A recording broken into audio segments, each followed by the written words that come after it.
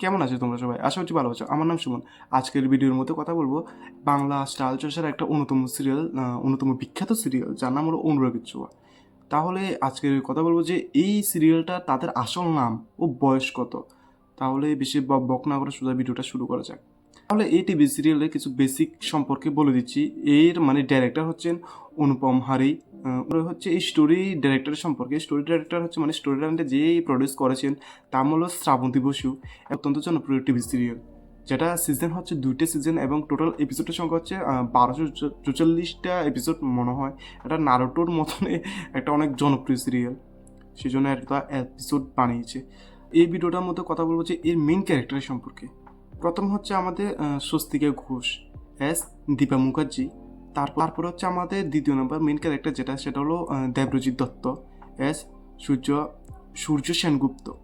তারপর হচ্ছে আমাদের অহনা দত্ত, যার মানে যে রোলটা করেছেন তার নাম হলো ডক্টর মিকাসা সেন। মিকাসা।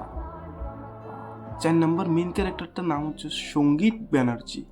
তাহলে তার যে ক্যারেক্টার নিভিয়েছেন তার নাম হচ্ছে রূপা বা রায় সেনগুপ্ত, যেটা প্রায় 1000 এপিসোডের পরেই এসেছিল।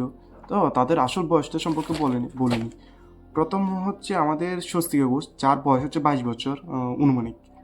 দ্বিতীয় নম্বর হচ্ছে দেব্রজিৎ দত্ত, তার বয়স হচ্ছে প্রায় 26 বছর।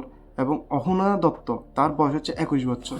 যে অফিসিয়াল কোনো মানে বয়সের সম্পর্কে বা বায়োগ্রাফি সম্পর্কে কিছু জানা যায়নি, তবু কারণ তিনি 1000 এপিসোডের পরে এসেছিলেন, সেই জন্য আশা করি কোনো তার সম্পর্কে বেশি কিছু জানা যায়নি।